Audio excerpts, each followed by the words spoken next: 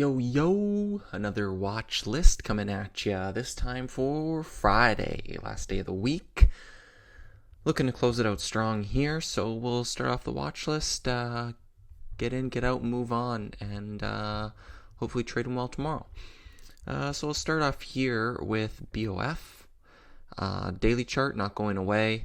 We've got this big picture, higher low trend join, or trend line, I should say, and I'm interested dips along that trend, basically until this 260 level fails to follow through, or till it starts to build over 360 and add to that position. But no position right now, but looking at week opens tomorrow and join that trend on dips. It hasn't let shorts out. Looks like perpetual squeezer type and dips getting absorbed. So I'll keep an eye on that one. CNFR was for my watch list there yesterday. I had put some on short as planned into a flat open or slight gap up using this range as a guide. And once it started to build above it, I moved on. Small little loser there, 5 cents. But it is keeping shorts in there. And this 185 prior daily highs with no overhead resistance on any sort of meaningful volume. So I will be looking at a potential breakout here if this starts to build over the 180s tomorrow. Maybe volume starts to come back in, and look to play that for a secondary squeeze. Visa, possible T+1 or possible failed follow through. Going to come in with both plans on that. The daily chart has a bit of overhead resistance here, but a history of multi-day runs. So given this first day move, let it give me some more information. And so we get this big range set up and then an inside day. And if you look left here, where the volume profile is, lines up right with VWAP. So this gives me an idea of where shorts and longs are involved and who's bagged, and it's trading right around that range.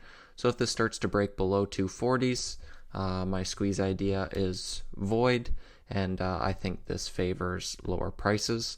And if that starts to build off of this level and break out over 3, then I'd be looking for that T+1 style trade for that secondary leg.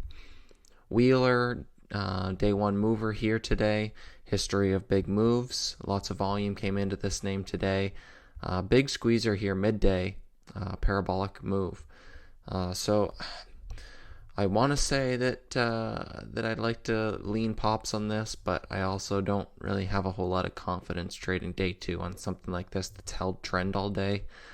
So I'm going to let this one prove itself, give me some more information, and see where we're at down the road. IVP, same kind of thing, bottom bouncer that faded off with a history of moves in the daily. Volume came back in here today. It had that little afternoon breakout set up, but given how it was trading off in the morning, where you get those moves and it would round trip that whole move right back, I wasn't super confident playing this breakout, thinking I could just get slammed on. So technical wise, nice little breakout here from 1 to 140, good opportunity, but nothing I participated in. Going to be hoping for a multi-day move on this back up into resistance, something similar to this, and then I'd get more interested. But for now, I'm just going to keep it on radar as a percent gainer.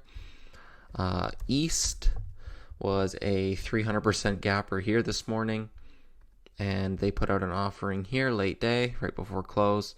But again, if you can just avoid that chop off the open, you get a nice clean unwind to the rest of the day. So no real plans on this unless you get like a monster gap back into 2s or something, but I'll set price alerts on this for something a few days down the road. If they try to PR, get some liquidity, and bag holders can sell back into that push, and I could lean on that for the short side to join that sell pressure. Hoth, same kind of thing, gap up. I'm not sure if this one closed below its open or not. Open was 113. And its close, yeah, it did close above its open price.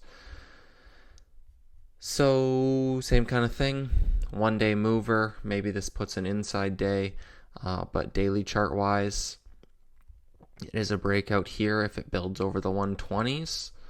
but never had a history of sustaining any sort of meaningful move.